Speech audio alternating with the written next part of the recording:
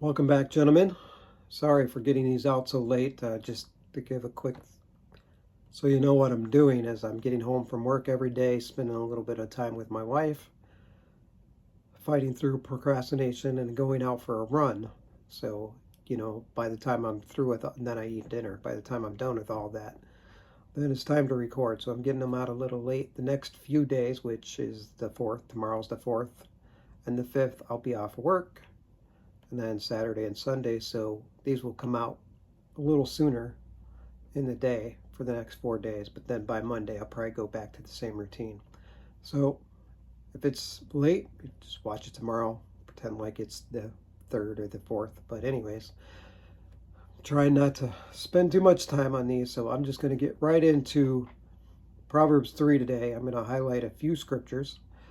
First is 1 through 6. My child, never forget the things that I have taught you. Store my commands in your heart. If you do this, you will live many years and your life will be satisfying.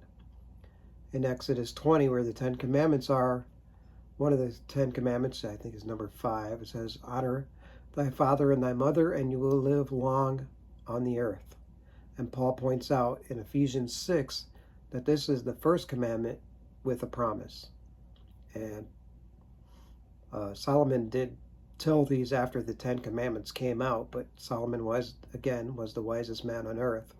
And he knows that if you honor your parents and obey their commands, you will, most of the time, there aren't always the best parents out there, but most of the time, your parents want the best for you. So the advice that they're giving you is more 99.9% of the time going to be good advice that will help you thrive, not just survive on the earth. Never let loyalty and kindness leave you. Tie them around your neck as a reminder. Write them deep within your heart. So when you're reading God's word and trying to get wisdom, it's not just surface level stuff. You want to meditate on it and let it soak in and help it lead your life, not just, like I mentioned the other day, you just read the Bible every day and do your daily push-ups. It's not going to get you anywhere. It might make you look like a better Christian, but who cares what you look like as a better Christian? If your relationship with Jesus Christ isn't where it needs to be, it doesn't mean anything. What means something is reading the Word, letting it get in your heart, and praying and meditating and seeking God about, so He can give you the wisdom, which I'm going to get to that in a minute because that's later down in this chapter. Write them deep within your heart, then you will find favor with God and people, and you will earn a good reputation. Trust the Lord with all your heart. Do not depend on your own understanding. Seek His will in all you do, and He will show you which path to take. The main word I want to point out there is you will earn a good reputation. To one of the things about being a better man is for the world to see, and everyone around you, everyone in your life to see that you are bettering yourself. That will give you a good reputation. Like I mentioned yesterday about respect. Men want respect. Well, you have to respect yourself first. You want to earn a good reputation, you have to take the steps to get there, like do the right things. And you learn the right things by seeking wisdom through the Bible. Now I'm going to skip down to 13. Joyful is the person who finds wisdom, the one who gains understanding. For wisdom is more profitable than silver, and her wages are better than gold. Wisdom is more precious than rubies. Nothing you desire can compare with her. She offers you long life in her right hand. Again, the long life. I have told many people that since I got into fitness, my goal is to live to be at least 100 years old. Guys in the Bible lived a lot longer.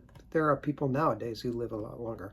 I'm 57. I feel like at the moment I don't look 57, and I'm quite thankful to God for that. But I do believe that discipline and fitness is getting me there. I do know when you take care of yourself, you eat right, you discipline yourself, you exercise, you seek God, it will help you live a longer, prosperous life. Wisdom will guide you down delightful paths. All her ways are satisfying. Wisdom is a tree of life to those who embrace her. Happy are those who hold her tightly. We have to live this life, but we don't have to just get through this life. We have to live it. We want to thrive in this life. And the way to thrive in this life is by following the Bible and practicing the teachings that it's giving you. Then the last thing, my child, don't lose sight of common sense and discernment. Hang on to them, for they will refresh your soul.